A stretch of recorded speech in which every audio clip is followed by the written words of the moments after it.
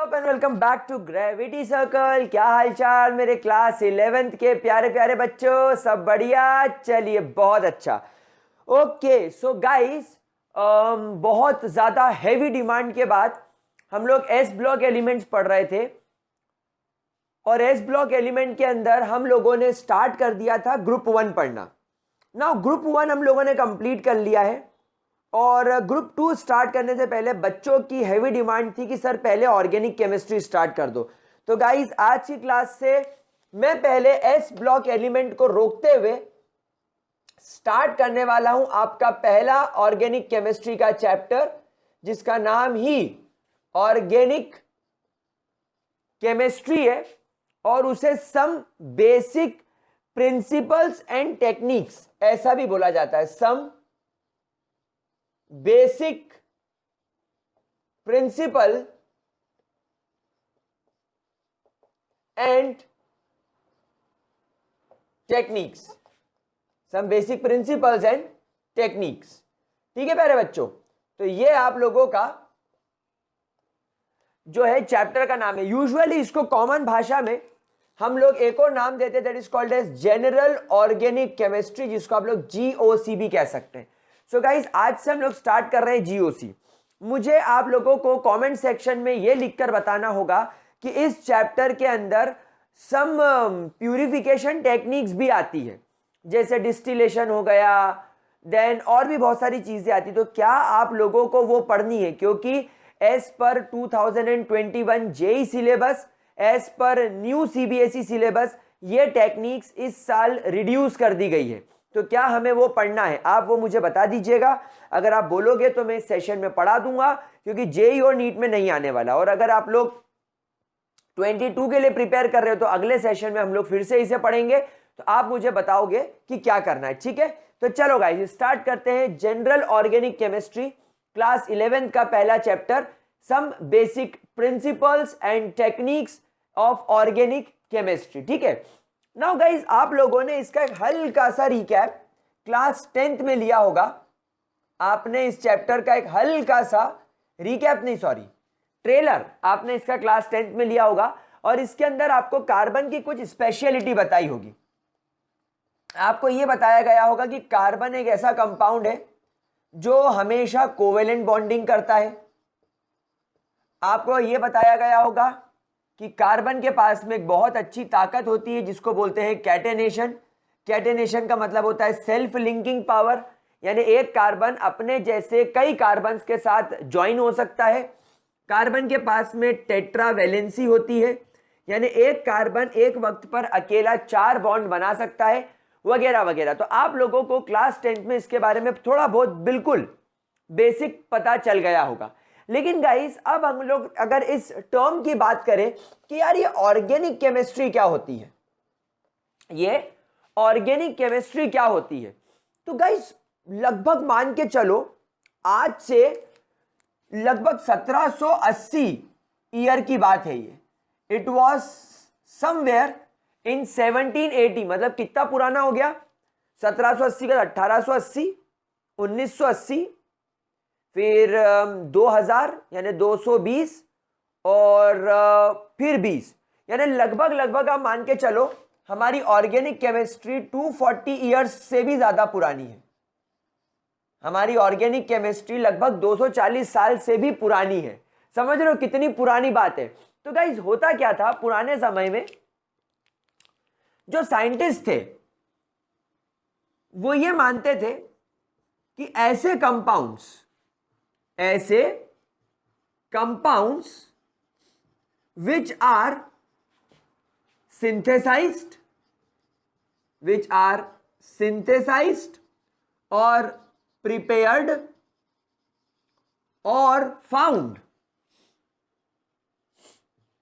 only in living organisms।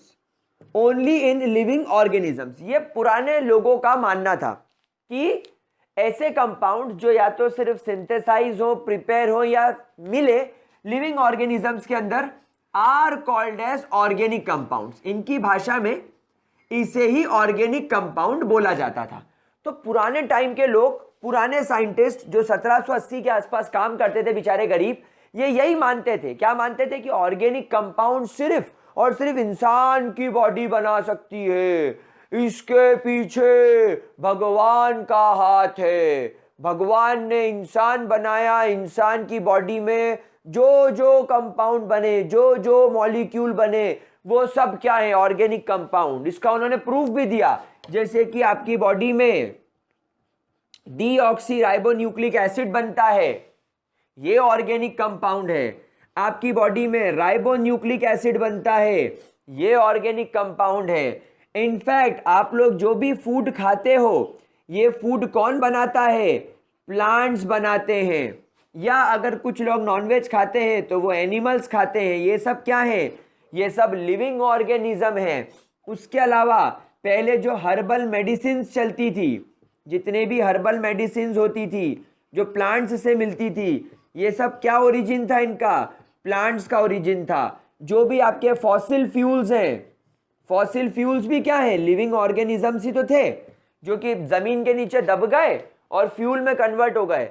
ये सारी चीजें, उसके अलावा आपकी सूसू में से यूरिया, अरे क्या बोल दिया, देन है ना, ये सारी चीजें एक्सेट्रा, ये सारी चीजें सब ऑर्गेनिक कंपाउंड्स हैं। और ये ऑर्गेनिक कंपाउंड सिर्फ और सिर्फ ह्यूमन बॉडी के अंदर या प्लांट बॉडी के अंदर या किसी भी लिविंग ऑर्गेनिज्म के अंदर। अब यहां पर ये बात समझना, living organism can also be your microbes.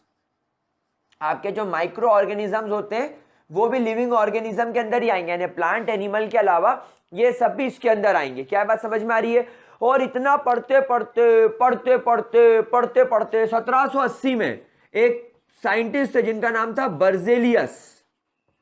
Berzelius. इनका दिमाग खराब हुआ और ये तो टंकी पर चढ़ गए कॉलोनी की और बोला, गांव वालों ये बसंती ऑर्गेनिक केमिस्ट्री है और इसमें क्या होता है, ये सिर्फ लिविंग बॉडी बना सकती है। तो इन्होंने एक थ्योरी प्रपोज कर दी जिसका नाम ही इन्होंने दे दिया vital force theory.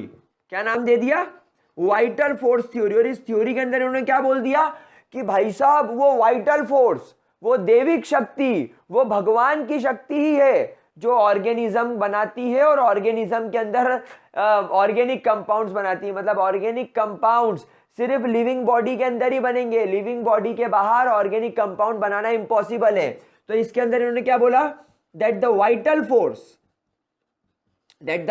Force can only be the responsible factor for the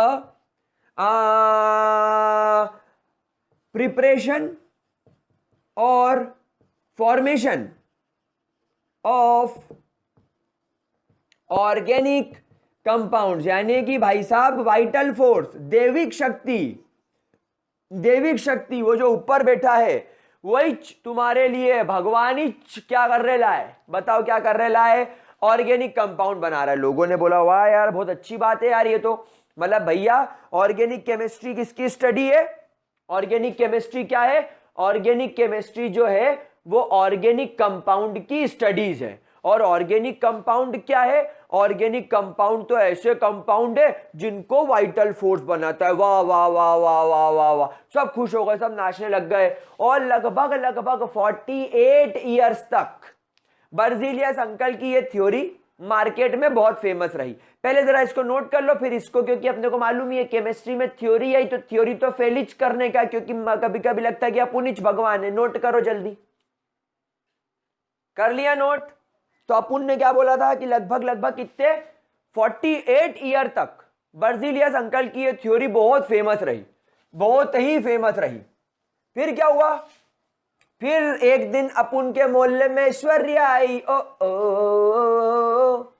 ओ ओ नहीं, ऐसा नहीं हुआ। फिर एक दिन अपुन की केमिस्ट्री में वोलर आया। कौन आया, एफ वोलर। वोलर की स्पेलिंग क्या हो गया, VHOLER, वोलर। पता नहीं, तुम चेक कर लेना, WOHLER होगा यार, वोलर। साला बॉलर बन जाता है इससे, वोलर, एफ वोलर। इन्होंने क्या करा, ये एक ऐसे कंपाउंड के साथ काम कर रहे थे जिसको हम लोग बोलते हैं NH4CNO, अमोनियम साइनेट।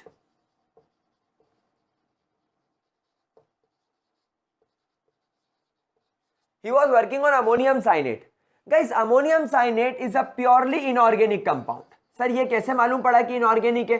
अरे ये लेबोरेटरी में बन जाता था। This is synthesised in laboratory. Body के बाहर बन रहा है तो क्या होगा, इनऑर्गेनिक ही होगा। तो जब इन्होंने इस पर काम किया तो सडनली इनको एक कंपाउंड मिलने लगा जिसका केमिकल फॉर्मूला कुछ ऐसा मिला, NH2CONH2।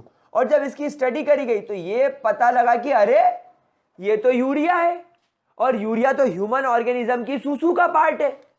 मतलब जब हम लोग यूरिनेट करने जाते हैं, हम लोग जो यूरिन पास करते हैं, urine contain urea, human urine contains urea. और अगर ह्यूमन की यूरिन में यूरिया है मतलब ये तो एक ऑर्गेनिक कंपाउंड है। और हाँ, हम लोग सब जानते हैं कि यूरिया एक ऑर्गेनिक कंपाउंड है। तो फिर ये लेबोरेटरी में सिंथेसाइज कैसे हो गया, ये बॉडी के बाहर कैसे बन गया? अगर वोलर अंकल बोल रहे हैं कि इन ऑर्गेनिक कंपाउंड्स को बनाने के लिए वाइटल फोर्स की जरूरत है, मतलब दैविक शक्ति की जरूरत है, तो फिर एफ वोलर को क्या बोलना चाहिए? ये बोलता होगा साला कभी कभी लगता है अपुनिज भगवान है, अपुन ने यूरिया बना दिया बॉडी का, तो अपुनिज भगवान है क्या? तो नहीं। तो यहां पर यह बात समझ में आई कि हम लोग जो ये ऑर्गेनिक कंपाउंड्स की, हम लोग जो हमारे ऑर्गेनिक कंपाउंड्स की जो डेफिनेशन बोलते थे कि organic compounds are those compounds which can only be prepared और सिंथेसाइज्ड बाय वाइटल फोर्स, ये हम गलत बोलते थे। मतलब ह्यूमन बॉडी के बाहर भी आप क्या कर सकते हैं, ऑर्गेनिक कंपाउंड बना सकते हैं। इनफैक्ट ये जो इन्होंने हरकत करी थी ये 1828 के आसपास करी थी। देखो ईयर्स एग्जैक्ट याद करने की जरूरत नहीं है, बट हाँ आपको पता होना चाहिए। उसके बाद शायद 1845 के आसपास एक और ऑर्गेनिक कंपाउंड का प्रिपरेशन हो गया जो कि आपके कोलबेज ने किया था। कोलबेज ने शायद एसिटिक एसिड CH3COOH को भी लेबोरेटरी के अंदर ही प्रिपेयर कर दिया था। इसको इन्होंने लेबोरेटरी के अंदर प्रिपेयर कर दिया था। It was prepared in laboratory. तो ये दूसरा झटका लग गया भाई साहब, ये दूसरा झटका लग गया। आप देखो ना, पहले तो चलो यूरिया था तो हमेशा बोलते थे कि चलो चलो कोई बात नहीं कोई बात नहीं, हटाओ यूरिया तो बकवास है ना, कि ये तो बकवास है। तो ये दूसरा झटका लग गया। फिर बताऊं मैं एक और चीज, एक और साइंटिस्ट है जिनका नाम था बर्थोल्ड, है ना। इन्होंने 1856 के आसपास, यानी इनके भी 9 साल बाद, इन्होंने लेबोरेटरी के अंदर मीथेन गैस प्रिपेयर कर दी। इसको भी इन्होंने क्या करा, आर्टिफिशियली सिंथेसाइज कर दिया।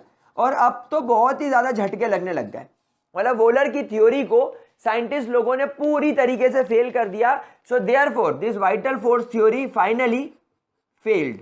मतलब यहां पर आप लोगों को अब एक ऐसा डेफिनेशन चाहिए, अब आपको एक ऐसी प्रॉपर डेफिनेशन चाहिए जो आपके ऑर्गेनिक कंपाउंड के बारे में प्रॉपर इंफॉर्मेशन दे सके, हमें बता सके कि यार ऑर्गेनिक कंपाउंड क्या है। अभी तक तो हम ये समझते आए हैं, मतलब 240 साल पहले लोग ये समझते आए थे कि जो बॉडी के अंदर बने, जो लिविंग ऑर्गेनिज्म बनाए, वो आपका क्या है, ऑर्गेनिक कंपाउंड। लेकिन वोलर ने यूरिया, कोल्बे ने एसिटिक एसिड, बर्थोल्ड ने मीथेन गैस बॉडी के बाहर लेबोरेटरी में बर्तनों के अंदर, अपैरेटस के अंदर सिंथेसाइज करके ये प्रूफ कर दिया कि वाइटल फोर्स थ्योरी गलत है और ऑर्गेनिक केमिस्ट्री या ऑर्गेनिक कंपाउंड की डेफिनेशन भी गलत है। तो फिर अब क्या करें? तो फिर गाइस साइंटिस्ट लोगों ने एक और बात बहुत प्यारी ऑब्जर्व करी, और जो क्लास 10th में भी आपको पढ़ाई गई थी, वो पढ़ाई गई थी कि यार ऑर्गेनिक कंपाउंड में सब में एक चीज कॉमन है। क्या? इधर भी कार्बन, इधर भी कार्बन और इधर भी कार्बन। सो इन्होंने एक डेफिनेशन बताई दैट ऑर्गेनिक कंपाउंड्स, जो आपको क्लास 10 में पढ़ाई गई थी, are those compounds that contains carbon. Organic compound ऐसे कंपाउंड्स होते हैं जिनमें क्या पाया जाता है, कार्बन। क्या बात समझ में आ रही है?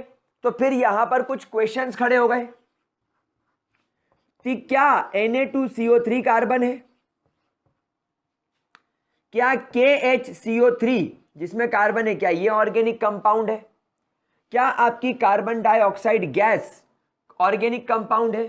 क्या आपकी carbon monoxide gas organic compound है? तो नहीं, ये ऑर्गेनिक कंपाउंड्स नहीं है, बिकॉज दीज आर सॉल्ट्स। ये दोनों तो सॉल्ट होते हैं, और ये सॉल्ट्स तो वाटर के अंदर, अर्थ क्रस्ट के अंदर मिलती है, और इनको ऑर्गेनिक कंपाउंड्स नहीं बोला जाता। तो फिर और रिसर्च मारी गई, तो एक बात और इनको पता चली कि यार ऑर्गेनिक कंपाउंड के अंदर दूसरी कॉमन चीज आ रही है, आपका हाइड्रोजन। एंड फाइनली ये वाली भी गलत होने के बाद अब जो हमारी ऑथेंटिक डेफिनेशन है ऑर्गेनिक कंपाउंड्स की, तो ऑर्गेनिक कंपाउंड्स क्या होते हैं?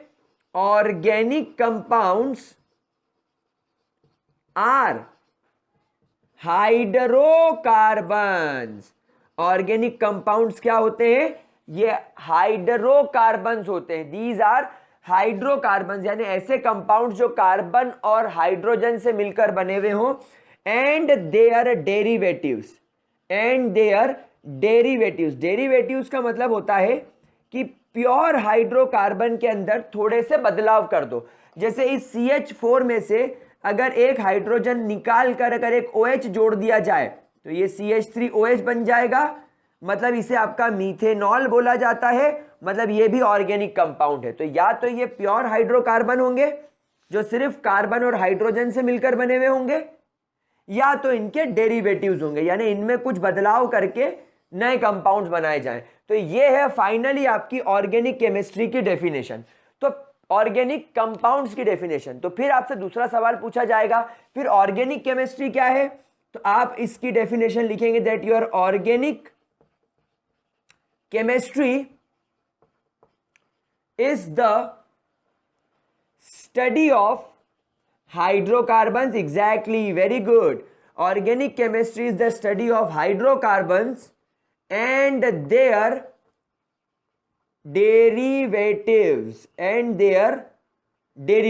ये हाइड्रोकार्बन, ऑर्गेनिक केमिस्ट्री जो है ये हाइड्रोकार्बन और हाइड्रोकार्बन के डेरिवेटिव्स की स्टडी है। क्या ये बात समझ में आ गई? तो गाइज ये आपका बेसिक इंट्रोडक्शन हो गया। फटाफट इसको नोट करेंगे, फिर आगे चलेंगे। नोट इट डाउन प्यारे बच्चों। चलो गाइस, इतना नोट कर लिया। अब देखो क्या हुआ, धीरे धीरे मेरे प्यारे बच्चों हमारे केमिस्ट्री में, हमारे साइंस ने धीरे धीरे डेवलपमेंट होना चालू हुआ। आप देखो ये बात 1780, 1845, ये 1828, 1856, मतलब आप मान के चलो आज से भी लगभग ये 170 साल पुरानी बात है। इस समय आप लोग सब जानते हो, ना तो एटम की डिस्कवरी हुई थी, ना स्ट्रक्चर ऑफ एटम के बारे में कुछ मालूम पड़ा था। इनफैक्ट इलेक्ट्रॉनिक कॉन्फ़िगरेशन वाला कॉन्सेप्ट और आपकी जो मॉडर्न पीरियोडिक टेबल है वो तो अभी 1913, 1915 के आसपास आई थी। तो पुराने टाइम में ऑर्गेनिक केमिस्ट्री का इतना डेवलपमेंट नहीं हो पाया था। धीरे धीरे हमें पता चलने लगा कि हाँ, ऑर्गेनिक केमिस्ट्री, ऑर्गेनिक कंपाउंड्स सिर्फ ह्यूमन बॉडी, प्लांट बॉडी या किसी ऑर्गेनिक कंपाउंड का सिंथेसिस किसी माइक्रोब की बॉडी में ना होते हुए लेबोरेटरी में किया जा सकता है, इतना पता चल गया। फिर हमें यह पता चला कि कोई भी ऑर्गेनिक कंपाउंड वो कंपाउंड होता है जिसमें कार्बन और हाइड्रोजन है, मतलब हाइड्रोकार्बन। फिर क्या हुआ गाइस, धीरे धीरे इलेक्ट्रॉनिक कॉन्फ़िगरेशंस आए, कोवेलेंट बॉन्डिंग के बारे में पता चला। फिर जाकर हमें पता चला कि जो कार्बन है, इस एक अकेले कार्बन के बलबूते पर, क्या आपने कभी सोचा कि आपका ये अकेला कार्बन इतना वर्सेटाइल नेचर का कैसे हो गया कि इस अकेले एक एलिमेंट के बेसिस पर आप पूरी केमिस्ट्री पढ़ रहे हो। यू गाइज नो कि आज तक टिल नाउ, वैसे तो ये आपको पुराने स्टेट्स दे रहा हूं, लगभग 35 लाख से ज्यादा ऑर्गेनिक कंपाउंड्स लेबोरेटरी में सिंथेसाइज हो चुके हैं या इनकी डिस्कवरी हो चुकी है। क्या बात पता है आप लोगों को? और हम लोग सब जानते हैं कि जितने भी ऑर्गेनिक कंपाउंड है ये सिर्फ दो ही एलिमेंट से मिलकर बनते हैं, ओनली 2 एलिमेंट्स। मतलब इनका जो फाउंडेशन है वो 2 एलिमेंट्स के ऊपर बेस्ड है, that is carbon and hydrogen. अब हम लोग सब जानते हैं कि जो आपका हाइड्रोजन है यार इसमें तो एक ही इलेक्ट्रॉन है, तो ये इतना ज्यादा पावरफुल नहीं है, तो फिर हो ना हो आपके कार्बन में ही कोई खास बात होगी, आपके कार्बन के ही अंदर कोई खास बात होगी। देन धीरे धीरे स्टडीज ने हमें बताया कि कार्बन के पास में एक बहुत इंपॉर्टेंट फीचर होता है जिसको बोलते हैं टेट्रावैलेंस। तो अब आप लोग हेडिंग डालेंगे tetra valence, LENCE, tetra valence of carbon, यानी आपके कार्बन के पास में वो पहली सबसे खास बात क्या है जो इस कार्बन को इतना ज्यादा वर्सेटाइल नेचर का बनाती है कि 35 लाख से ज्यादा कंपाउंड या अकेला एलिमेंट बना चुका है। तो टेट्रा वैलेंस ऑफ कार्बन, और टेट्रा वैलेंस ऑफ कार्बन के बेसिस पर ही आप लोग एक चीज और हमें यहां पर बता सकते हैं, that is shape and structure of your organic compound. आप आपके ऑर्गेनिक कंपाउंड का शेप, ऑर्गेनिक कंपाउंड का स्ट्रक्चर, ये सब आप लोग कार्बन के बेसिस पर बता सकते हैं। अच्छा, आगे बढ़ने से पहले मैं एक बात और आपको बता दूं कि ये ऑर्गेनिक केमिस्ट्री इतनी इंपॉर्टेंट क्यों है।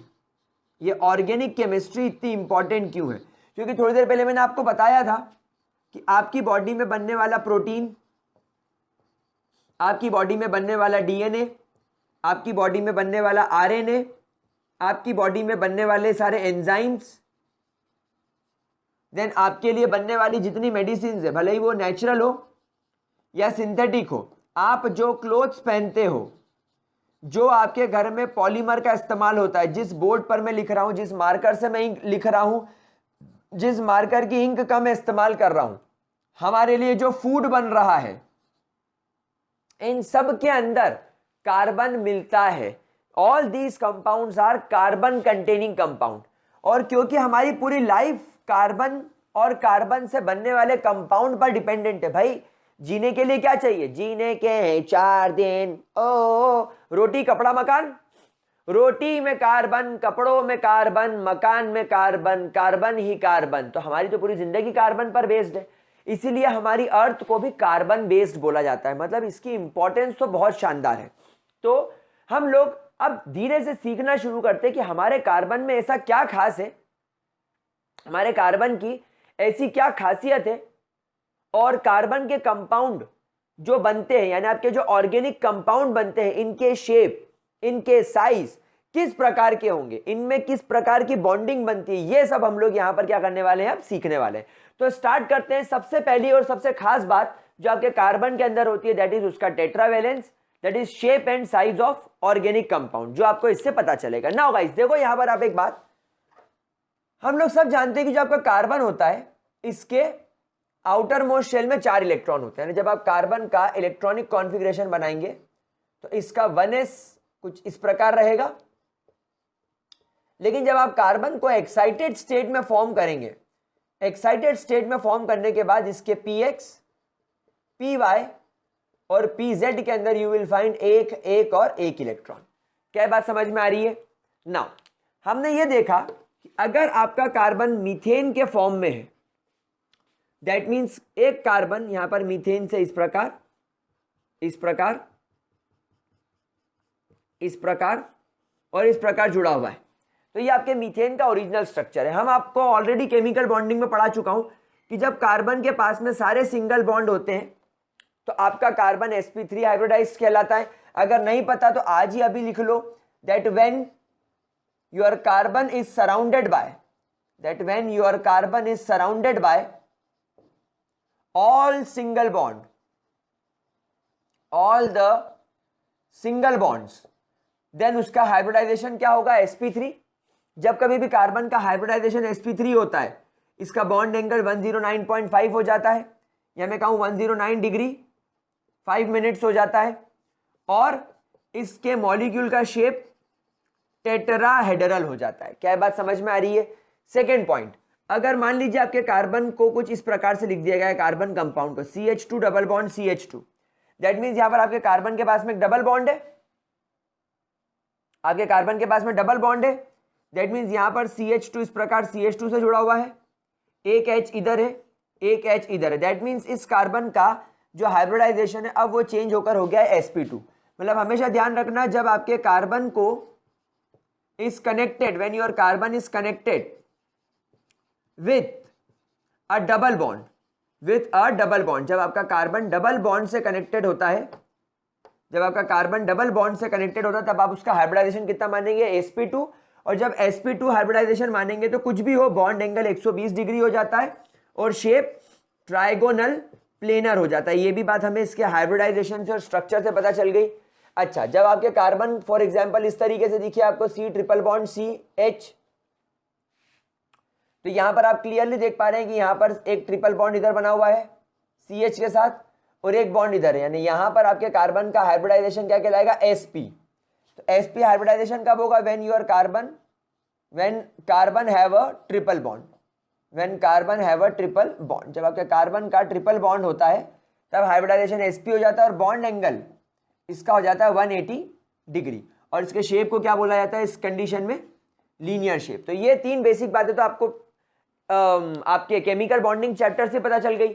और ये सारी बातें कि इसका हाइब्रिडाइजेशन क्या होगा, इसका शेप क्या होगा, इसकी ज्योमेट्री क्या होगी और ये सब ऐसे बॉन्डिंग बनेगी, ये किसकी वजह से पता चला आपको, इलेक्ट्रॉनिक कॉन्फ़िगरेशन की वजह से पता चला। क्या बात समझ में आती है। अच्छा, एक बात मैं आपको और बताऊं, जब कार्बन का हाइब्रिडाइजेशन sp होता है तब इसकी इलेक्ट्रोनेगेटिविटी सबसे ज्यादा हाई होती है कार्बन की। यूं तो हम लोग जानते हैं कि कार्बन की इलेक्ट्रोनेगेटिविटी सबसे कम होती है, बहुत कम होती है, लेकिन हमेशा ध्यान रखना जब कार्बन का हाइब्रिडाइजेशन sp3 होता है तब इसकी इलेक्ट्रोनेगेटिविटी कम होती है, जब sp होता है तब इसकी इलेक्ट्रोनेगेटिविटी मॉडरेट होती है और जब इसकी इलेक्ट्रोनेगेटिविटी हाईएस्ट होती है जब उसका हाइब्रिडाइजेशन कब होता है, sp। तो यहां पर हमेशा ध्यान रखना कि अगर आप इलेक्ट्रोनेगेटिविटी ऑफ कार्बन डिसाइड करें तो यहां पर आपको हाइब्रिडाइजेशन चेक करना जरूरी होता है कि अगर आपका sp हाइब्रिडाइज्ड कार्बन है तो सबसे ज्यादा, फिर sp2 और फिर sp3। क्या ये चीज क्लियर हो गई, क्या इसके अंदर कोई परेशानी। तो ये भी कुछ बेसिक बातें थी जो हम लोग केमिकल बॉन्डिंग चैप्टर के अंदर सीख कर आए थे, लेकिन हमें ये पता चल गया। अब यहां पर आप देखो टेट्रावैलेंसी, क्योंकि कार्बन के पास में 4 इलेक्ट्रॉन्स हैं और चारों अनपेयर्ड हैं, तो या तो कार्बन 4 सिंगल बॉन्ड बनाएगा, या तो ये 2 सिंगल, 3 सिंगल और 1 डबल बॉन्ड बनाएगा, या तो ये 2 सिंगल और 2 डबल बॉन्ड बनाएगा। तो इस प्रकार आपको कार्बन 4 बॉन्ड बनाता हुआ नजर आएगा। कार्बन हमेशा 4 बॉन्ड बनाएगा, इसमें कोई शक नहीं है। क्या ये मेरे प्यारे गुलगुलों को बात समझ में आती है। हा और मेरे प्यारे प्यारे लाडले और पानी में उठने वाले बुलबुले, जल्दी से इसको नोट कर ले ताकि हम आगे बढ़ सकें। नोट करो, ठीक है मेरे प्यारे बच्चों। चलिए ग्रेट। अब एक बात मैं आपको यहीं पर पहले बता दूं, वैसे तो आप लोग सब पढ़ के आए हो कि आपका जो कार्बन है it always forms covalent bond. आपका जो कार्बन है ये हमेशा कौन से बॉन्ड बनाता है, कोवेलेंट बॉन्ड। और हम लोग जानते हैं कोवेलेंट बॉन्ड 2 तरीके के होते हैं, एक सिग्मा एक पाई, या 3 तरीके के बोल लो, एक सिंगल, एक डबल और एक ट्रिपल। तो यहां पर जब आप देखेंगे, हाँ कई महीनों से नहीं गिरा था, चलो। तो जब आप देखेंगे सिंगल बॉन्ड, सिंगल बॉन्ड को हमेशा सिग्मा बोला जाता है। यहां पर भी 2 सिग्मा बॉन्ड है। जो पहला बॉन्ड बनता है इसको सिग्मा बोला जाता है और जो सेकंड बॉन्ड बनता है उसको पाई बोला जाता है। यहां पर भी ये सिग्मा होगा, ये सिग्मा होगा और बाकी 2 पाई बॉन्ड होंगे।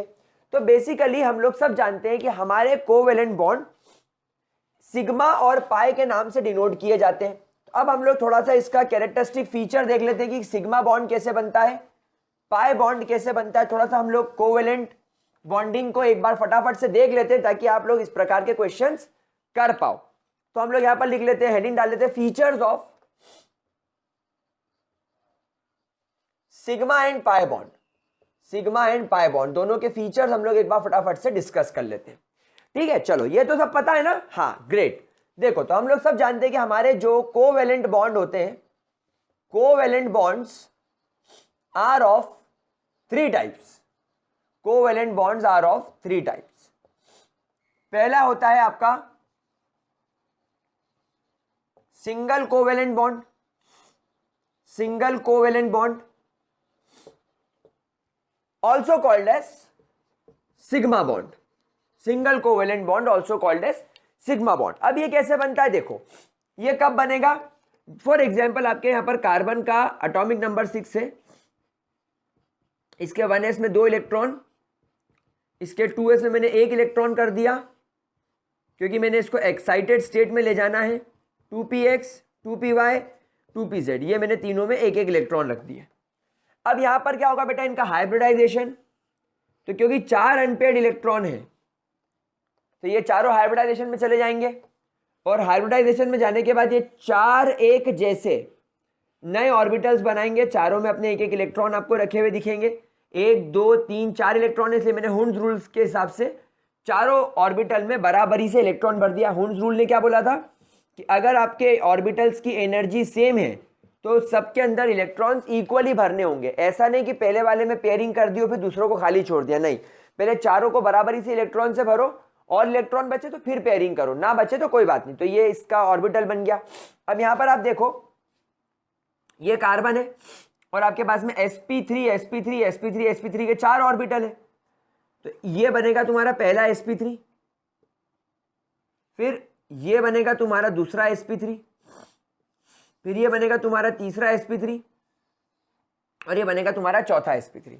तो इस हिसाब से आपके sp3 sp3 sp3 और sp3 के 4 ऑर्बिटल बन गए।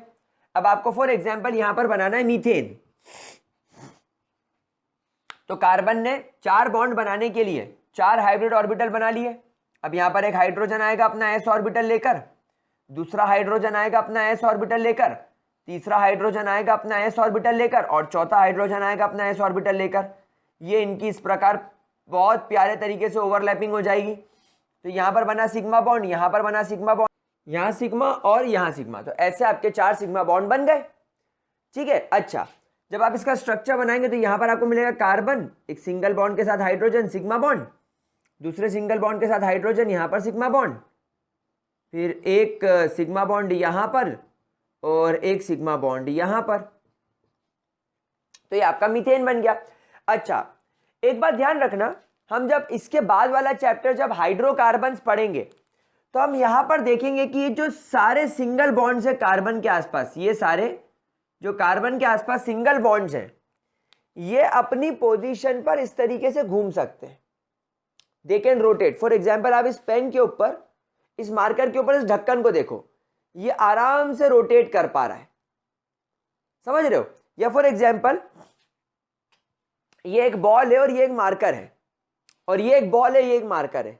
ठीक है, यहां पर ये हाथ CH3 ग्रुप है और ये हाथ भी CH3 ग्रुप है, यानी इथेन बन गया, और ये सिंगल कोवेलेंट बॉन्ड है। अब देखो ये घूम पा रहा है, आराम से घूम पा रहा है, कोई लोड नहीं है, कोई परेशानी नहीं है। अच्छा, ये घूम पा रहा है, हाँ ये भी घूम पा रहा है, कोई लोड कोई परेशानी नहीं है। देखो ये देखो ये आराम से घूम पा रहा है, क्योंकि सिंगल बॉन्ड के आसपास रोटेशन ईजी है। लेकिन जैसे ही यहां पर डबल बॉन्ड आ जाएगा, अब अगर मैं मेरे हाथ को घुमाऊंगा तो ये बॉन्ड देखो ये क्रॉस होके ये अटकेगा, ये अटक जाएगा। तो डबल बॉन्ड और ट्रिपल बॉन्ड अपने से अटैच्ड ग्रुप्स को, अपने से अटैच्ड कार्बन के ग्रुप्स को रोटेट करने से रोकेगा, इस तरीके से क्रॉस होके। क्या बात समझ में आ रही है। तो हम लोग जब हेलो अल्केन, हेलो अरीन नहीं, हाइड्रोकार्बन नाम का जब चैप्टर पढ़ेंगे तब इसके अंदर हम इन चीजों को और अच्छे तरीके से सीखेंगे। इनको कुछ प्रोजेक्शंस बोलते हैं, रोटेशन बोलते हैं। तो ये सारी बातें हम लोग आगे चल के सीखेंगे, लेकिन ये बेसिक बातें भी आपको बेसिकली इसी तरीके से पता चल जाती है। क्या बात समझ में आ गई। क्या हम लोग आगे बढ़े। चलिए ग्रेट। तो जैसे कि हम लोगों को पता चल गया है कि सर पहले आपने यहाँ पर कुछ लिखा, फिर अचानक से लिखा हुआ आ गया, क्योंकि हमारे कैमरे ने हमें बीच में धोखा दे दिया, साला 4 मिनट में ही बंद हो गया, बहुत तकलीफ हुई। फिर मैंने वापस से रिकॉर्डिंग करी, मैंने ये लिखा हुआ छोड़ दिया, मैंने बोला बार बार लिखकर टाइम वेस्ट नहीं करेंगे ना गाइस। अच्छा, एक बात और मैं बता दूं, यहां पर आप देखो इस कार्बन में एक s और 3 p है, मतलब s ऑर्बिटल का कैरेक्टर 25 और p ऑर्बिटल का कैरेक्टर यहां पर 75% है। ऐसे हर ऑर्बिटल के अंदर आपको s ऑर्बिटल का 25% कैरेक्टर और p ऑर्बिटल का 75% कैरेक्टर दिखाई देता है। ठीक है ना। फिर जब आप यहां पर p बॉन्ड की बात करते हैं तो देखिए मैंने कुछ बातें यहां पर पहले लिख दी थी कैमरा बंद होने के पहले, मेरे को फिर बाद में पता चला, तो मैं आपको फिर से एक बार सारी बातें बता दूं और अब हम लोग चेक करते चलेंगे कि हमारा कैमरा कहीं बंद तो नहीं हो रहा है। हाँ, तो डबल बॉन्ड बेसिकली सिग्मा और पाई बॉन्ड के नाम से जाने जाते हैं। हमेशा ध्यान रखना, हाइब्रिड ऑर्बिटल हमेशा सिग्मा बॉन्ड ही बनाएगा और पाई बॉन्ड कभी भी हाइब्रिड ऑर्बिटल के द्वारा नहीं बनाए जाते। तो अब अगर आपने आपके कार्बन को बोल दिया कि भाई साहब अपने को एक डबल बॉन्ड बनाना है, तो कार्बन उसी समय एक डिसीजन लेगा कि अगर एक पाई बॉन्ड चाहिए आपको, तो फिर आपको मेरे पास में एक ऑर्बिटल अनहाइब्रिडाइज्ड छोड़ना पड़ेगा। तो ये वाला जो p ऑर्बिटल है ये अनहाइब्रिडाइज्ड रह जाएगा, दिस विल रिमेन अनहाइब्रिडाइज्ड, और ये s और 2p हाइब्रिडाइजेशन में जाकर इस प्रकार से sp2 sp2 और sp2 हाइब्रिडाइजेशन कर लेंगे, ये तीनों हो जाएंगे एक एक, और ये p आपको अलग ही दिखाई देगा 2pz। क्या बात समझ में आ रही है? अब फॉर एग्जांपल आप यहां पर इथीन का मॉलिक्यूल बना रहे हैं, इथीन यानी कि CH2 डबल बॉन्ड CH2 का यहां पर मॉलिक्यूल बना रहे, तो एक कार्बन आ गया, ये एक इसका sp2, ये दूसरा इसका sp2 और ये तीसरा इसका sp2, ये आपका दूसरा कार्बन आ गया। भाई दूसरे कार्बन को भी डबल बॉन्ड से कनेक्टेड है तो ये भी sp2 होगा, ये कार्बन भी sp2 होगा, तो ये कार्बन का sp2 ओवरलैपिंग सिग्मा बॉन्ड, फिर ये आपके कार्बन का sp2, ये आपके कार्बन का sp2। ठीक है, अब यहां पर आप देखो एक हाइड्रोजन ले आओ, चलो यहां पर एक हाइड्रोजन ले आओ, ये sp2 और s की ओवरलैपिंग सिग्मा बॉन्ड, ये कार्बन का sp2 और ये हाइड्रोजन का s ले आओ, फिर ये भी sp2 कार्बन का और ये दूसरा हाइड्रोजन आ गया, फिर ये कार्बन का sp2, ये दूसरा हाइड्रोजन का s आ गया, यहां पर भी सिग्मा बॉन्ड, यहां पर भी सिग्मा बॉन्ड, यहां पर भी सिग्मा बॉन्ड बन गया, और ये तुम्हारा सिग्मा बॉन्ड है ही sp2 की वजह से, ये भी सिग्मा बॉन्ड है। तो आप देखो जितने हाइब्रिड ऑर्बिटल हैं सबने सिंगल बॉन्ड बना दिया। अब हम यहां पर देखेंगे p ऑर्बिटल, तो देखो ये तुम्हारा 2pz, ये रहा आपका 2pz जो कि अनहाइब्रिडाइज्ड है, ये इस कार्बन का 2pz क्योंकि ये भी कैसा है, अनहाइब्रिडाइज्ड है। अब क्या होगा, इनकी ओवरलैपिंग हो जाएगी, ये ऊपर वाला ब्लॉक आपस में फ्यूज हो जाएगा और ये नीचे वाला ब्लॉक आपस में फ्यूज हो जाएगा, तो ये फ्यूजन से आपको मिलेगा एक पाई बॉन्ड। क्या बात समझ में आ रही है? तो अब आप यहां पर देखो, यहां पर नीचे वाला बॉन्ड सिग्मा हो गया और ये ऊपर वाला बॉन्ड पाई हो गया, तो इस तरीके से पाई बॉन्ड का मेरे प्यारे बच्चों यहां पर फॉर्मेशन किया जाता है। क्या ये चीज क्लियर हो रही है? अच्छा, यहां पर क्योंकि ये हाइब्रिड ऑर्बिटल में एक s और 2p है, तो यहां पर s ऑर्बिटल का कैरेक्टर 33.3 हो जाएगा और p ऑर्बिटल का कैरेक्टर 66.7% हो जाएगा। क्या बात समझ में आ रही है? यही चीज इन दोनों के अंदर भी आपको देखने को मिलेगी। क्या ये चीज समझ में आ रही है? कोई दिक्कत? ठीक है। अच्छा, इसके बाद मैं आपको तीसरी कंडीशन बस बता देता हूं बोल के, ज्यादा हम उसके अंदर टाइम वेस्ट नहीं करेंगे because this is just basic things. आप लोगों को इसमें से एग्जाम में कुछ नहीं आना है, ये बेसिकली हमारा केमिकल बॉन्डिंग का रिवीजन हो गया एक तरीके से देखा जाए तो। ये हो गया आपका मेरे प्यारे बच्चों। Now your third type of bond is triple bond, जिसमें एक सिग्मा और आपको 2 पाई बॉन्ड दिखाई पड़ेंगे। अब क्योंकि यहां पर आपके कार्बन को 2 पाई बॉन्ड बनाने हैं, तो कार्बन का एक तो वो 2s हाइब्रिडाइजेशन में रह जाएगा और एक ही आपका 2px 2py और 2pz में से वो सिर्फ एक p को अंदर ले जाएगा हाइब्रिडाइजेशन में, तो 2 नए हाइब्रिड ऑर्बिटल बन जाएंगे sp sp के, दोनों में एक एक इलेक्ट्रॉन, फिर एक 2py अलग अनहाइब्रिडाइज्ड और इसे जुड़ा हुआ एक 2pz अलग, ये भी अनहाइब्रिडाइज्ड। क्या बात समझ में आ गई? समझ में आया क्या हुआ? तो ये दोनों आपके कैसे रह गए? अनहाइब्रिडाइज्ड। और ये sp, यहां पर s का कैरेक्टर 50 और p का कैरेक्टर भी 50। क्या चीज क्लियर होती है? पक्की बात।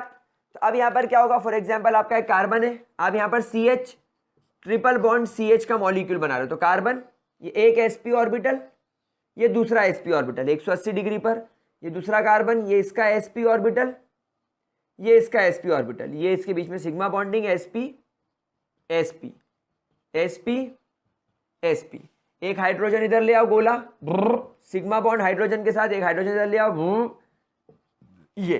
अब इसके 2 sp अनहाइब्रिडाइज्ड ऑर्बिटल है प्यारे बच्चों, तो यहां पर क्या होगा, एक तो ऐसा बना दो 2py, इनकी ओवरलैपिंग कर दो अनहाइब्रिडाइज्ड की, एक पाई बॉन्ड तुम्हारा ये बन गया। दूसरा पाई बॉन्ड मेरे प्यारे गुलगुलो ऐसे बना दो, ये 2py हो गया, तो ये 2pz हो गया लाल वाला, एक इनकी बॉन्डिंग ऐसी कर दो, तो ये बन गया तुम्हारा दूसरा पाई। तो यहां पर एक सिग्मा और ये जो 2 बॉन्ड है ऊपर, ये दोनों पाई हो गए। ठीक है, तो ये इस तरीके से आपके सिंगल डबल और ट्रिपल बॉन्ड बनते हैं। ठीक है मेरे प्यारे बच्चों। अच्छा, अब यहां पर आप खुद देखो कि ये सिंगल बॉन्ड के आसपास ये कार्बन ऐसा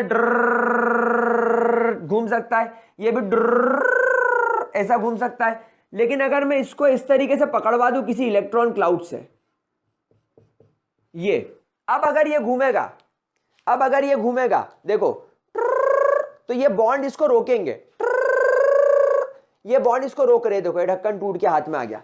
मतलब समझ रहे हो यहां पर क्या क्रिएट हो गया, यहां पर एक टेंशन क्रिएट हो गया। तो जब डबल और ट्रिपल बॉन्ड आते हैं तो ये जो दोनों कार्बन अटैच्ड हैं इनके बीच में एक टेंशन क्रिएट हो जाता है जो इनके फ्री मूवमेंट को, इनके फ्री रोटेशन को रोकता है। ये हम हाइड्रोकार्बन्स के अंदर पढ़ेंगे। तो गाइस ये बेसिक पॉइंट देख लो। अब अपन एनसीईआरटी का क्वेश्चन सॉल्व करेंगे जिसमें हम लोग आइडेंटिफाई करेंगे कि कितने सिग्मा और कितने पाई बॉन्ड से आपका ऑर्गेनिक कंपाउंड बन रहा है। इसका स्क्रीनशॉट ले लो, ठीक है। चलिए अब मैं आपको कुछ क्वेश्चन करवाता हूं जिसमें आप लोगों को कंपाउंड को देखकर मुझे बताना है कि इसमें पहली बात तो कितने सिग्मल क्या होता है बे, क्या गुंडा बनेगा रे तू, क्या गुंडा बनेगा, कितने सिग्मा कितने पाई बॉन्ड है और कार्बन का हाइब्रिडाइजेशन क्या है। तो अब आपको कुछ क्वेश्चंस दे रहा हूं मैं। पहला क्वेश्चन CCl HHH, ये पहला हो गया। दूसरा CH ट्रिपल बॉन्ड CH, तीसरा CH3 CH2 C triple bond CH, चौथा CH3 OH Cl CH2, पांचवा CH2 double bond CH CH3। चलो इतने के अंदर आप मुझे बताओ कितने सिग्मा कितने पाई बॉन्ड इनके अंदर बनेंगे। चलिए वीडियो पॉज करके जरा सॉल्व करो, मैं और क्वेश्चन निकाल लेता हूं जब तक।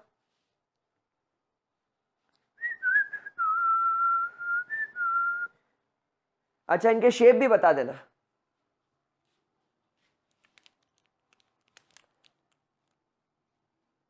कुड़ी तो चॉकलेट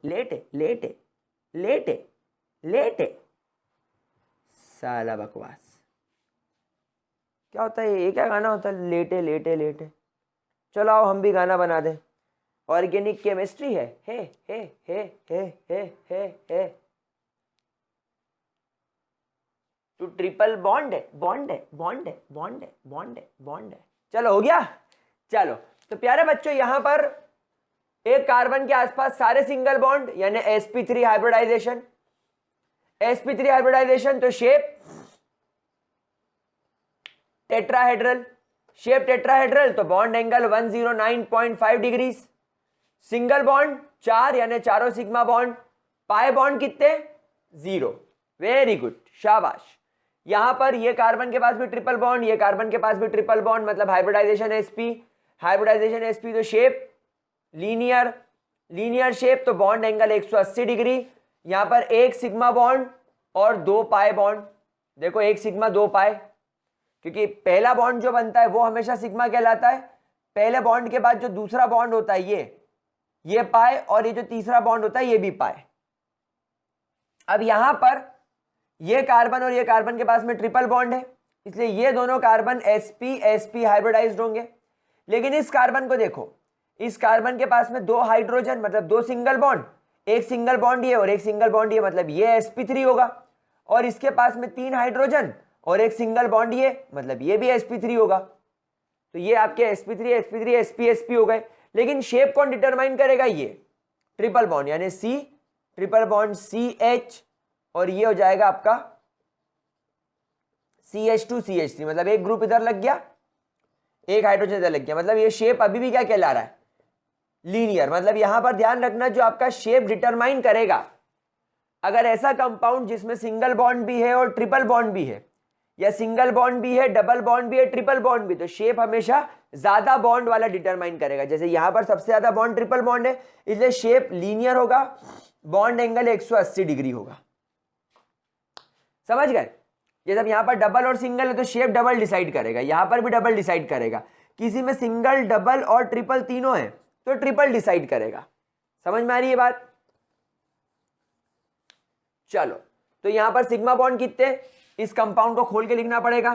3 हाइड्रोजन इधर है इसके पास में, फिर 2 हाइड्रोजन इधर है इसके पास में, फिर C सिंगल बॉन्ड, CH और फिर डबल बॉन्ड। तो यहां पर अब आप सिग्मा बॉन्ड गिनो, 1 सिग्मा, 2 सिग्मा, 3 4 5 6 7, ये 8 और ये 9, मतलब यहां पर दे रहा 9 सिग्मा बॉन्ड्स। पाई कितने हैं, ऑब्वियसली 2 पाए हैं, एक पाई ये और एक पाई ये। समझ गए प्यारे बच्चों, क्लियर होती है इतनी बात? चलिए ग्रेट। अब इसमें देखते हैं क्या हुआ।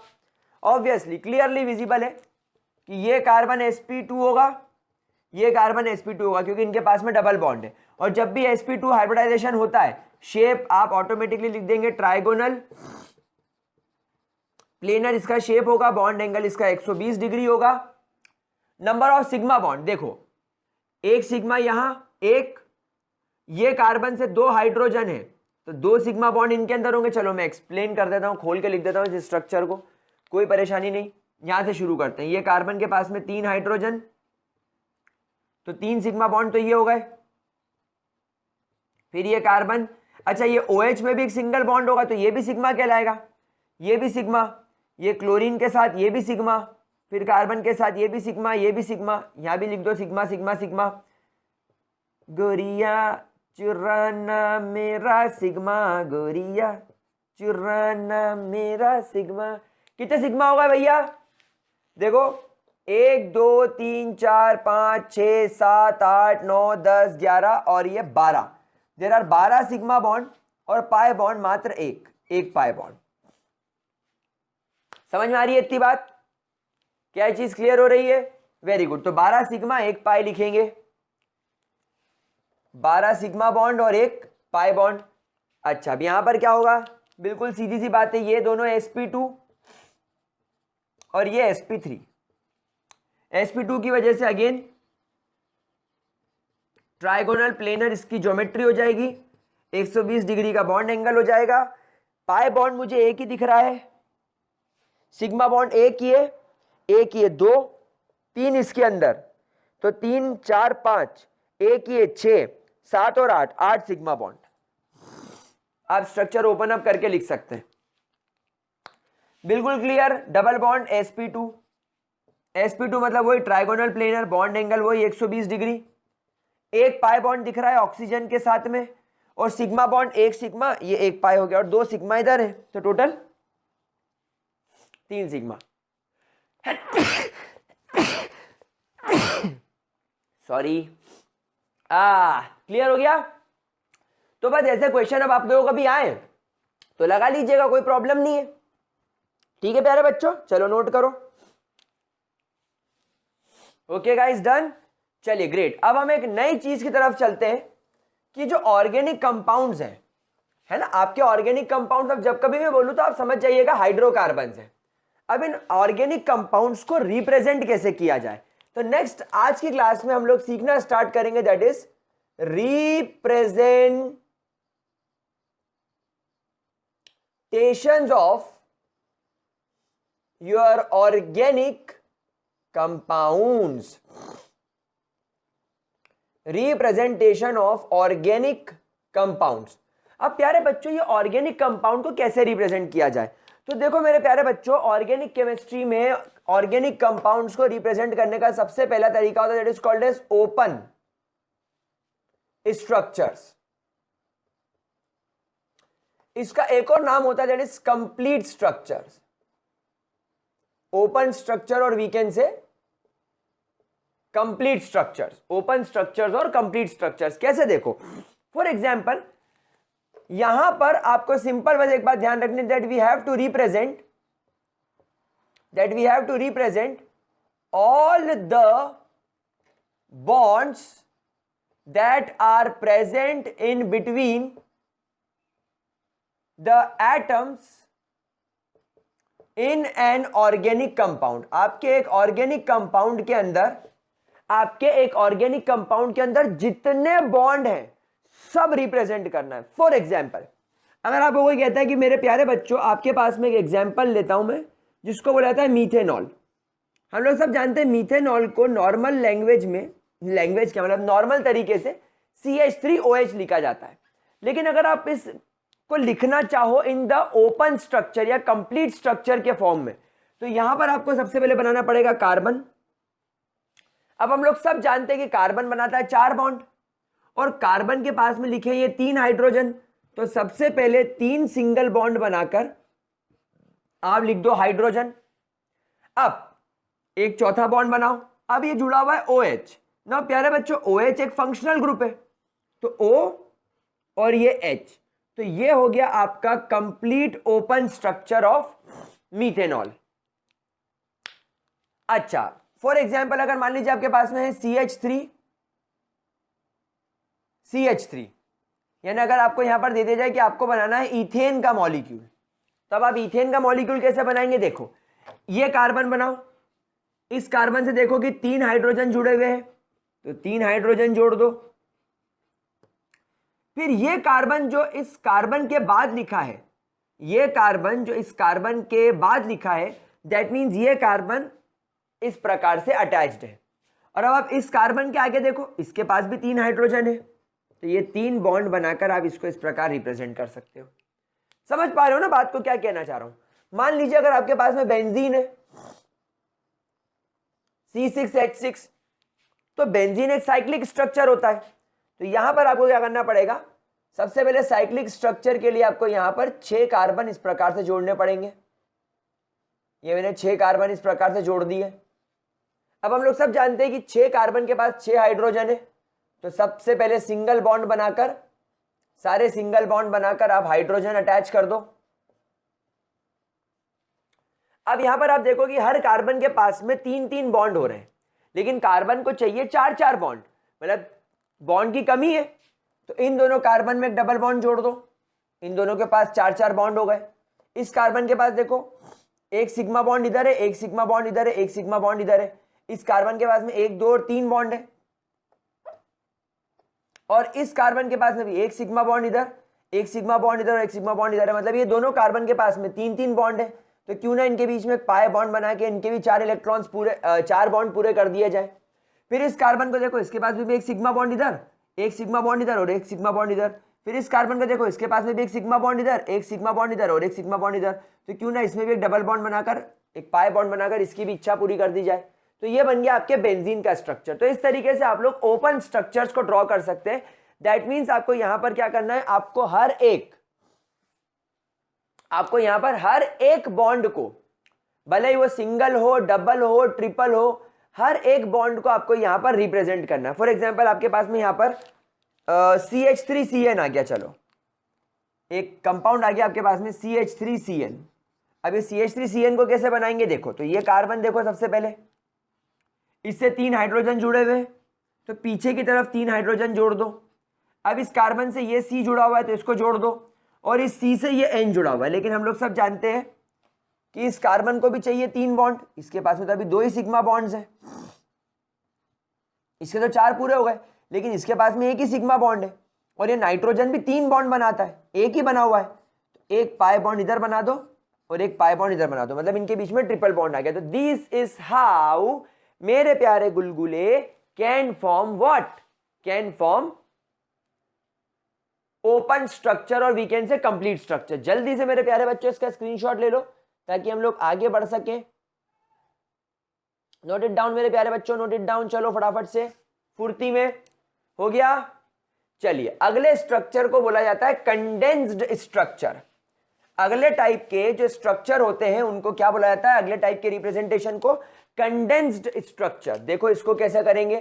सो second type is called as condensed structures. प्यारे बच्चों, कंडेंस्ड स्ट्रक्चर का मतलब होता है कि आपके जो कार्बन और हाइड्रोजन के बीच के बॉन्ड हैं उन्हें आप रिप्रेजेंट मत करो, ओनली रिप्रेजेंट। कंडेंस्ड स्ट्रक्चर में क्या करना होता है? You should only represent the bonds that are present in between carbon and carbon or carbon and with a functional group, यानी या तो किसी कार्बन के साथ में कार्बन जुड़ा हुआ हो या कार्बन के साथ में कोई फंक्शनल ग्रुप जुड़ा हुआ, आपको बस वही बॉन्ड रिप्रेजेंट करने। कैसे, चलो मैं आपको समझाता हूं। फॉर एग्जाम्पल आपके पास में यहां पर है CH3 CH2 CH3, आपके पास में यहां पर लेट से प्रोपेन है। तो इस प्रोपेन को आप ओपन स्ट्रक्चर में कैसे लिखोगे, सारे बॉन्ड्स बनाकर, लेकिन कंडेंस बोलता है कि आप सिर्फ कार्बन और कार्बन के बीच के जो बॉन्ड है बस वही बनाओ। तो यहां पर कार्बन और कार्बन के बीच में यहां पर ये जो CH3 है, मैंने CH3 लिख दिया।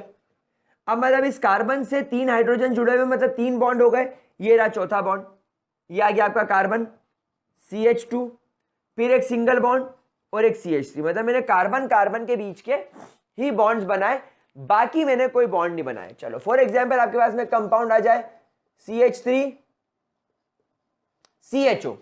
अब इसको कैसे बनाओगे, अब यहां पर हमें ये पता लगाना पड़ेगा कि भैया ये फंक्शनल ग्रुप है जिसको आप अल्डिहाइड बोलते हो। तो ये CH3 में एज इट इज लिखूंगा, एक सिंगल बॉन्ड लगा के कार्बन को जोड़ दूंगा, और यहां पर इसको या तो मैं ऐसा लिख दूं, या तो हमें फंक्शनल ग्रुप अगर ओपन करके लिखना है तो भी चलेगा। ये C डबल बॉन्ड O और ये H, दोनों पॉइंट चलेंगे। हमने क्या करा, हमारे हाइड्रोकार्बन, कार्बन और हाइड्रोजन के बीच के बॉन्ड को एक्सपैंड नहीं करा, बाकी हम लोगों ने सब कर लिया। क्या ये क्लियर होता है? अच्छा, और मैं आपको बताता हूं, देखो CH3, या चलो आपके पास में कंपाउंड आ गया C2H4 इथीन, आपके पास में क्या आ गया, इथीन। तो अब आप इथीन को कैसे बनाएंगे, आप बनाइए एक कार्बन, आप बनाइए दूसरा कार्बन, आप बनाइए इसके पास में 2 हाइड्रोजन बराबर बांटो, फिर इसके पास में 2 हाइड्रोजन बराबर बांटो। अब ये दोनों कार्बन रह गए, इसको 4 बॉन्ड चाहिए, इसको 4 बॉन्ड चाहिए, तो यहां पर आपने बना दिया डबल बॉन्ड। तो ये आपका ओपन स्ट्रक्चर हो गया। जब आपको इसको कंडेंस फॉर्म में लिखना है तो ये हटाओ हाइड्रोजन यहां से, और यहां पर लिख दो CH2, ये हटाओ हाइड्रोजन यहां से, इसको भी लिख दो CH2, और बस बीच में लगा दो डबल बॉन्ड। तो ये तुम्हारा क्या बन गया, इथीन का कंडेंस स्ट्रक्चर। चलो यहां पर आप लगाओ C2H2 यानी इथाइन।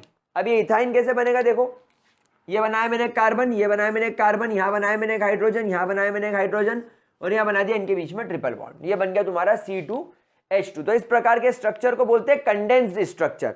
अच्छा, जैसे मान लो आपको बेंजीन बनाना है C6H6, तो यहां पर आप क्या करेंगे, C C C C C C C, यहां पर आपने डबल बॉन्ड बना दिया, H H H H और H और H, ये आपका बेंजीन का कंडेंस स्ट्रक्चर हो गया। समझ रहे? अच्छा, जैसे मान लो आपको यहां पर बनाना है कार्बोक्सिलिक एसिड CH3COOH, तो इसको कैसे बनाएंगे, बनाएंगे CH3 यहां लिख देंगे, एक सिंगल बॉन्ड COOH। या तो फंक्शनल ग्रुप है और फंक्शनल ग्रुप को ओपन करने की इच्छा है तो C डबल बॉन्ड O और OH, तो दोनों तरीके से आप लिख सकते हो। लेकिन आपको बस ध्यान रखना है कि जो भी बॉन्ड आपको ओपन करना है, बस वो बॉन्ड क्या होना चाहिए, वो बॉन्ड आपके कार्बन और कार्बन के बीच का होना चाहिए, या कार्बन और फंक्शनल ग्रुप के बीच का होना चाहिए। इनफैक्ट कई किताबें पता है क्या बोलती है, कई किताबें बोलती है कि ये सिंगल बॉन्ड भी मत लगाओ, यानी कोई बॉन्ड का रिप्रेजेंटेशन ही मत करो। तो या तो आप इसको ऐसा भी लिख सकते हो, जैसे मैंने ऊपर लिखा CH3 CHO, समझ रहे हो? या तो आप इसको ऐसा भी लिख सकते हो, जैसे हमने प्रोपेन लिखा ना, वैसे आपको रिप्रेजेंटेशन करने के लिए दिया जाएगा C3H8, तो या तो आप इसको ऐसे लिखो, या तो आप इसको ऐसे लिखो CH3 CH2 CH3। तो कंडेंस स्ट्रक्चर में या तो आप सिर्फ कार्बन और कार्बन के बीच के बॉन्ड को रिप्रेजेंट करो, या तो डोंट रिप्रेजेंट एनी बॉन्ड, सिर्फ क्लस्टर के फॉर्म में लिख दो, या तो किसी को रिप्रेजेंट करने का काम ही छोड़ दो, किसी को रिप्रेजेंट नहीं करना। तो ये भी एक बहुत अच्छा तरीका है, तो इसको नोट करो। फिर अपन चलते हैं बॉन्ड लाइन स्ट्रक्चर की तरफ। लिख लिया? अच्छा, एक बात मैं आपको बता दूं, अभी ये सिर्फ जिसको होना चाहिए इंट्रोडक्शन वाला पार्ट है। अभी हम क्या करेंगे, हमारी एनसीईआरटी वाली जो बुक है वो उठाएंगे और उसके अंदर जितने सवाल है वो एक एक बार करके देखेंगे। तो उसकी वजह से क्या होगा, आप लोगों को और जो माइनर चीजें जो यहां पर डेफिनेशन में नहीं आई वो भी मैं आपको सिखा दूंगा। जैसे एक बहुत बेसिक सा एग्जांपल मैं आपको बताता हूं। जैसे मान लो आपके पास में कंपाउंड है CH3 CH2 CH2 CH2 CH2 CH3 CH3। अब अगर आपको बोल दिया जाए कि इसको कंडेंस्ड फॉर्म में लिखो, write down this structure in the condensed form, तो मैंने आपको कंडेंस्ड फॉर्म की दो बातें बताई थी, या तो कार्बन और कार्बन के बीच के बॉन्ड को रिप्रेजेंट करो, बाकी सबके बॉन्ड मत करो। लेकिन यहां पर आप देख रहे हो कि यहां पर ये कंडीशन ऑलरेडी फुलफिल की जा चुकी है, फिर भी आपसे बोल रहा है कि इसको कंडेंस्ड फॉर्म में लिखो। तो यहां पर इसका मतलब यह है कि we have to remove all the bonds. Condensed form का मतलब होता है कोई बॉन्ड लिखो ही मत। तो अब ठीक है सर, नहीं लिखते, यहां लिख दिया मैंने CH3। अब इस कार्बन के पास में प्रॉब्लम यह आ रही है कि ऊपर भी CH2 है, नीचे भी CH2 और आगे भी CH2 है, तो अब क्या करें? तो हमेशा ध्यान रखना, ये जो ऊपर और नीचे जो CH2 लगा है, इसको आप बनाएंगे एक ब्रैकेट, ब्रैकेट में आप लिखेंगे CH2 और इसके बाहर लगाएंगे 2, मतलब इस कार्बन से पीछे की तरफ एक CH3 है और इस कार्बन से दो CH2 के मॉलिक्यूल जुड़े हुए हैं, दो CH2 के जिसको बोलना चाहिए अटैचमेंट है, जिसको आप जब ओपन करेंगे तो एक ऊपर एक नीचे बना देंगे। फिर आप इसके आगे लिखेंगे आपका नॉर्मल CH2 यानी ये आगे वाला, फिर आप ये लिखेंगे CH2 मतलब ये वाला, फिर आप यहां पर लिखेंगे CH, ये CH, और फिर इसका ब्रैकेट बनाकर आप लिखेंगे यहां पर CH3 जो कि इसके नीचे ब्रांचिंग में आ चुका है ये वाला, और फिर आगे चल के आप जोड़ देंगे वापस से CH3।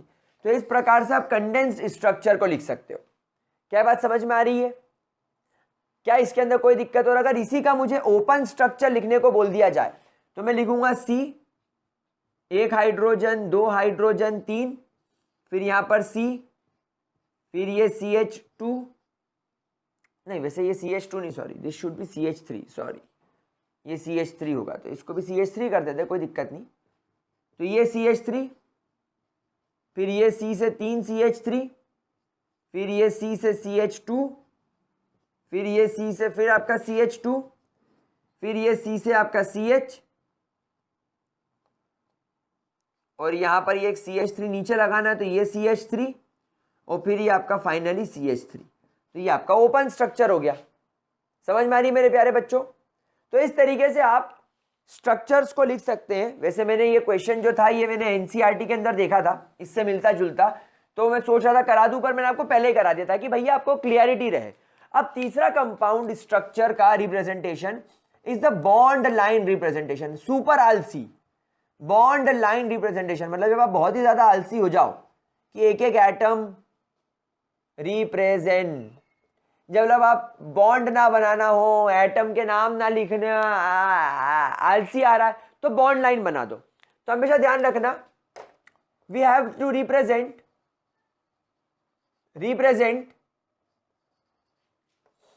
the carbon and hydrogen by a zigzag line।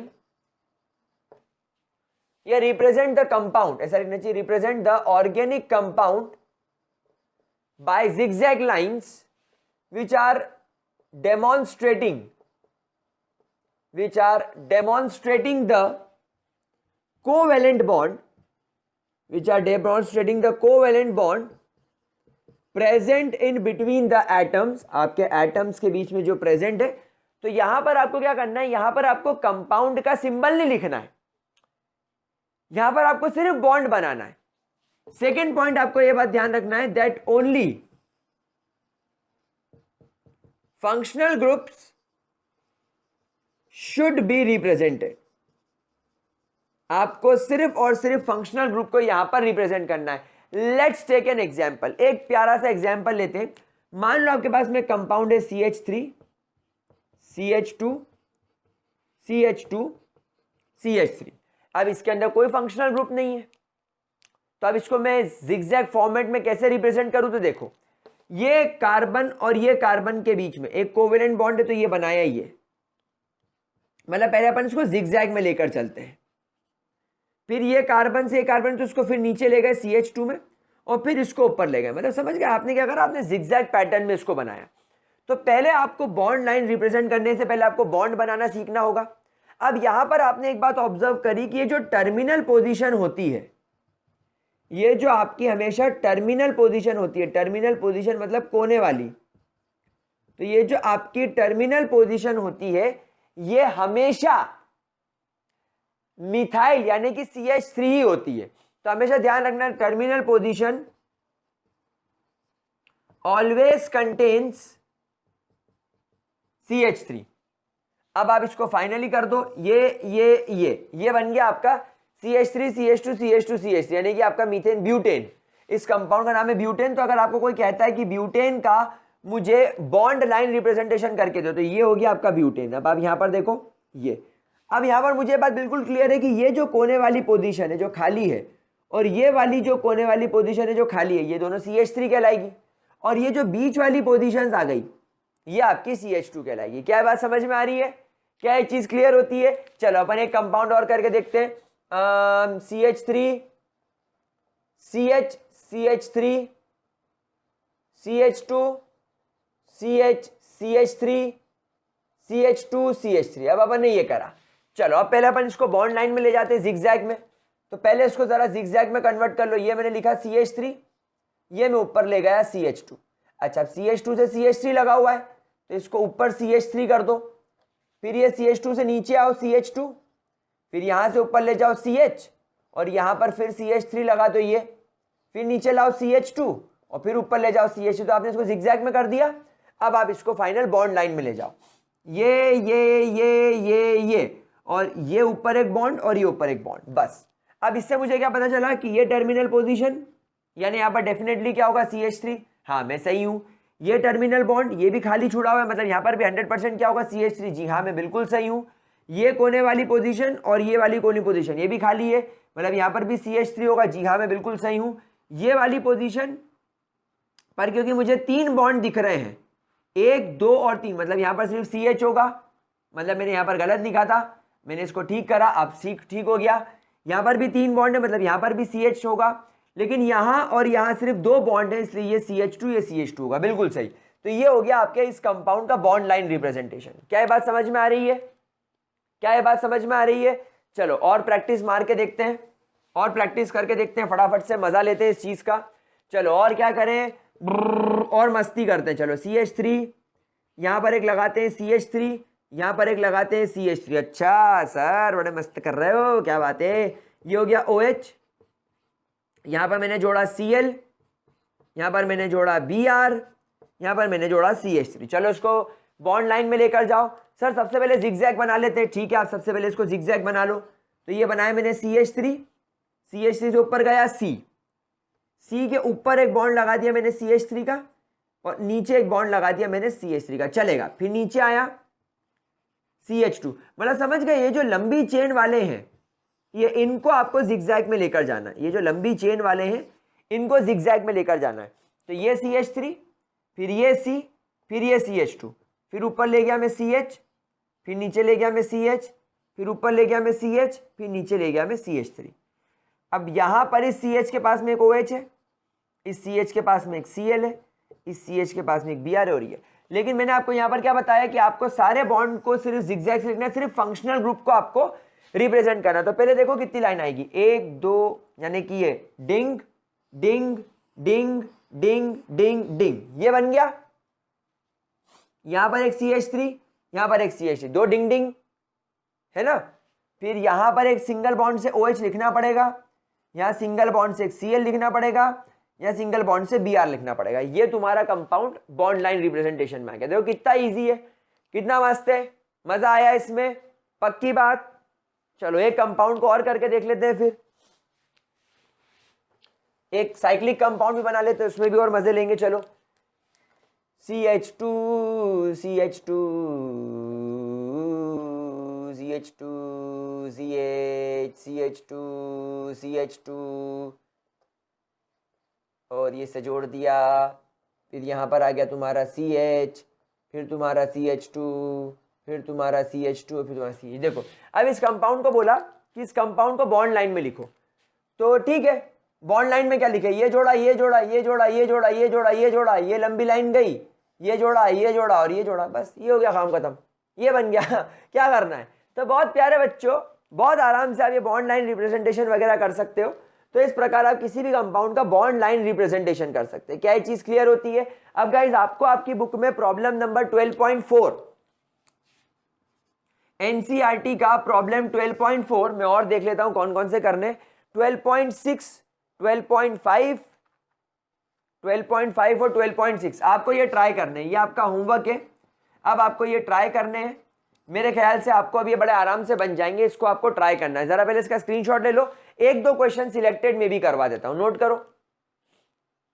चलो गाइस, हो गया, आगे बढ़े। चलिए सुपर। अब कुछ प्रॉब्लम्स एक दो मैं करवा देता हूं, एक दो प्रॉब्लम आप सॉल्व कर लो ताकि आपको समझ में आ जाए। वैसे मैंने आपको नंबर ऑफ बॉन्ड कैलकुलेट करना ये सब सिखा दिया है।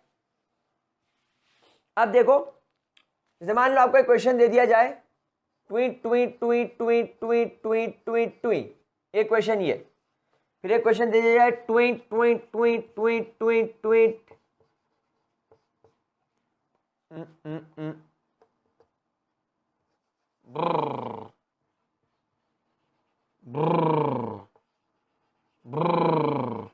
ट्वीट, और एक क्वेश्चन दे दिया जाए ट्विंग ट्विंग ट्विंग ट्विंग ट्विंग। ऊपर वाले क्वेश्चन को आपको ओपन फॉर्म में लिखना है, इसको आपको ओपन फॉर्म में लिखना है। तो कैसे लिखेंगे? ओपन यानी पूरा खुला, ये कोना मतलब एक कार्बन, ये दूसरा कोना मतलब कार्बन, तीसरा कोना कार्बन कार्बन, और ये तुम्हारा कार्बन, फिर ये कार्बन, ये कार्बन और ये कार्बन। अब बैलेंस वैलेंसी सेटिस्फाई कर दो। एक कार्बन के पास 4 बॉन्ड होते हैं, 4 बॉन्ड। अब क्योंकि यहां पर 3 कार्बन है इसलिए 1 बॉन्ड, यहां पर भी 1 बॉन्ड, यहां पे 3 बॉन्ड। भाई हर कार्बन की 4 वैलेंसी सेटिस्फाई करनी है। अगर यहां पर कहीं पर डबल बॉन्ड वगैरह होता तो हमें समझ में आता, डबल बॉन्ड तो दिया नहीं तो हमको कोई चिंता करने वाली बात नहीं है। H H H H H H, इसको आपको रिप्रेजेंट करना है अगेन बॉन्ड लाइन स्ट्रक्चर में। बॉन्ड लाइन में स्ट्रक्चर में करने के लिए आप एक काम करो, पहले लिखो CH3, फिर ऊपर ले जाओ C, फिर C से एक ऊपर CH3 लगाओ, एक नीचे CH3 लगाओ, फिर ये तुम्हारा लिखो CH2, फिर ऊपर लिखो तुम्हारा CH3, और फाइनली इसको ट्वाई ट्वाई ट्वाई ट्वाई ट्वाई, ये हो गया खत्म। इसको भी आपको बॉन्ड लाइन में लिखना है, तो लिखो पहले CH3, इससे ऊपर ले जाओ C, CH3 ऊपर, एक CH3 नीचे, फिर एक CH2, और यहां पर आपको CN लिखना है क्योंकि ये आपका फंक्शनल ग्रुप है। और कुछ कुछ लोग इसको C ट्रिपल बॉन्ड N भी लिखना पसंद करते हैं भाई, ठीक है। तो ट्वाई ट्वाई ट्वाई, यहां पर लिख दिया मैंने CN, और यहां पर एक लाइन ट्वाई ट्वाई, ये हो गया तुम्हारा बॉन्ड लाइन रिप्रेजेंटेशन। तो ठीक है, इजी है मेरे ख्याल से। आपको अब आपको ये बात समझ में आ गई है। अब मेरे ख्याल से कोई परेशानी नहीं, और आप लोग सब समझ ही गए हैं कि आपकी जो टर्मिनल पोजीशन होती है वो CH3 की होती है, और मेरे ख्याल से अब आपको कोई प्रॉब्लम इसके अंदर नहीं आनी है, ठीक है। चलिए सुपर। अब हम लोग फटाफट से एक लास्ट चीज देख लेते हैं कि अगर आपको आपके ऑर्गेनिक कंपाउंड को, अभी तक मैंने आपको जितने भी रिप्रेजेंटेशन की टेक्निक सिखाई, ये सारी की सारी टेक्निक्स जो है वो है 2D, 2D, ये सब 2 डायमेंशनल है। लेकिन क्या रियलिटी में आपका ऑर्गेनिक कंपाउंड 2 डायमेंशनल होता है? नहीं। तो गाइस अब आप लोग हेडिंग डालेंगे यहां पर 3 dimensional representation of organic compound, 3 dimensional representation of organic compound. देखो गाइस मैं आपको बताता हूं, आप ये देखिए, ये मेरे पास में एक ट्राइपॉड है। इस ट्राइपॉड की मदद से मैं आपको कुछ चीजें सिखा सकता हूं। मैंने इसको बांका तिरछा कर दिया है, और मुझे याद नहीं था कि मुझे आपको इसको यूज करके दिखाना है, तो मैंने इसको टेढ़ा कर दिया। पर क्या करूं, टेढ़ा है पर मेरा है, हम सब लोग जानते हैं। तो ये देखो मेरे प्यारे बच्चों, ये हो गया आपका एक tripod stand. Now observe it very closely. अगर आपके पास में ये एक ऑर्गेनिक कंपाउंड है, टूट गया, जुड़ गया, हाँ ये देखो। अब यहां पर आप देखो, अगर आपको ये बॉन्ड दिख रहा है ऐसा, तो ये तो आप कॉपी पर भी ऑन प्लेन ऐसा बना सकते हो सीधा। लेकिन ये बॉन्ड आपकी तरफ आ रहा है, और ये पीछे वाला बॉन्ड ये जो है ये मेरी तरफ आ रहा है। ना इसको आप कैसे रिप्रेजेंट करोगे? ये तो आप देखो एग्जैक्टली आपकी तरफ आ रहा है बाहर, तो ये आउटसाइड द प्लेन निकल रहा है। ये वाला इनसाइड द प्लेन जा रहा दिख रहा है, ये आउटसाइड द प्लेन, ये इनसाइड द प्लेन, कुछ ऐसा। ये तो आपके एक्सिस पर चल रहा है, मतलब ये तो आप क्या करो, यहां पर आप फॉर एग्जांपल आप कार्बन लिखो, ये ऐसा बना दो ऑन द प्लेन। अच्छा एक मान लो बॉन्ड ऐसा जा रहा है, ये तो एक आप ऐसा बना दो चलो, लेकिन ये बॉन्ड ये जो पीछे की तरफ जा रहा है और ये जो आगे की तरफ आ रहा है, इसको आप कैसे बनाओगे? तो यहां पर हमें सीखना होता है कि एक्चुअली हमारे जितने भी ऑर्गेनिक कंपाउंड्स होते हैं दे ऑल आर 3 डायमेंशनल। तो यहां पर हमें यह देखना होता है कि आपके जो एक ऑर्गेनिक कंपाउंड फॉर एग्जांपल आपका मीथेन है, हम मीथेन में इसको सीखते हैं क्योंकि सबसे इजी होता है, 2 बॉन्ड जो कि आप 2 डायमेंशनली भी बना सकते हो, यानी पेपर पे आप इस तरीके से बना सकते हो, ये H और ये H, ये आपके नॉर्मल प्लेनर बॉन्ड्स होते हैं, बिल्कुल प्लेन पर होते हैं, कोई दिक्कत नहीं होती। लेकिन जो तीसरा बॉन्ड होता है ये आप इस तरीके से बनाते हो मोटे इसमें, और ये पूरी तरीके से इसका कलर ब्लैक कलर से आप इसको फिल करना होता है, मतलब आपको इस बॉन्ड को पूरी तरीके से मोटा बॉन्ड फिल्ड बॉन्ड बोला जाता है। एंड इस बॉन्ड को नाम दिया जाता है solid wedge bond, solid wedge bond, और यहां पर H लगाया जाता है। और एक बॉन्ड आप यहां पर बनाते हैं इस तरीके से dash dash dash dash dash, और यहां पर लिखते हैं H, तो इस तरीके के बॉन्ड को बोला जाता है डैश्ड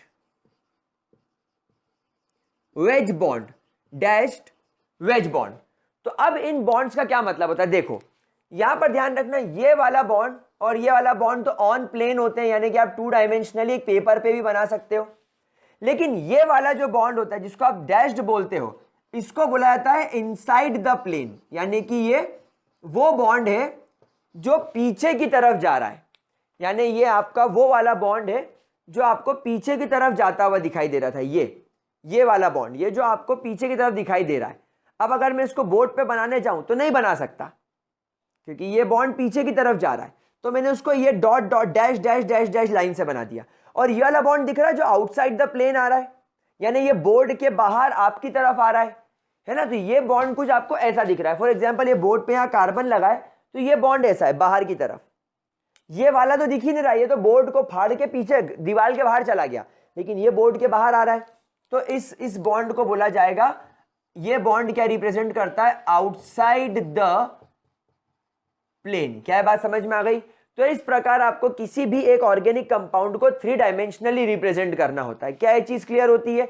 अच्छा, अब जैसे फॉर एग्जांपल आपको एक कंपाउंड दे दिया जाए CH3 और बोला जाए इसको 3 डायमेंशनली रिप्रेजेंट करो, तो देखो बेटा एक बहुत बेसिक सी बात मैं आपको बताता हूं, आप इन दोनों में से किसी एक कार्बन को चूज कर लो। मैंने इसको चूज कर लिया, ये कार्बन हो गया। अब इस कार्बन से मैंने एक हाइड्रोजन यहां लगा दिया, एक हाइड्रोजन मैंने यहां लगा दिया, एक आउटसाइड वेज बना दिया, एक CH3 यहां जोड़ दिया और एक H यहां जोड़ दिया, तो ये है अभी भी 3 डायमेंशनली। समझ रहे हो बात को? इस बात को समझ रहे हो? अच्छा चलो, अब आप एक काम करो, इसको मान लो, तो ये कार्बन बना दिया, ये एक H यहां बना दिया, एक H यहां बना दिया, ये एक H यहां बना दिया, और एक CH3 यहां बना दिया। आपकी इच्छा, दोनों स्ट्रक्चर ही सेम है भाई, चाहो तो इसको बाहर की साइड दे दो, कोई दिक्कत नहीं, दोनों को सेम बना दो, तो बात एक ही है। जो आपकी इच्छा हो आप उसको वैसे बना सकते हो। इनफैक्ट कुछ लोग इसको ऐसा भी बनाते हैं, CHHC,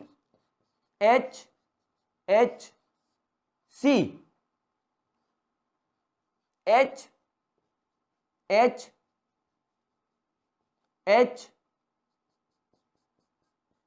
अभी आपकी इच्छा है कि आप इसको कैसे बनाना चाहते हो, it's totally up to you. बस ये आउटसाइड द प्लेन आ जाएगा, ये इनसाइड द प्लेन, फिर ये कार्बन बाहर आ गया, ये इसके आउटसाइड द प्लेन, ये H इसके इनसाइड, ये दोनों ऑन द प्लेन।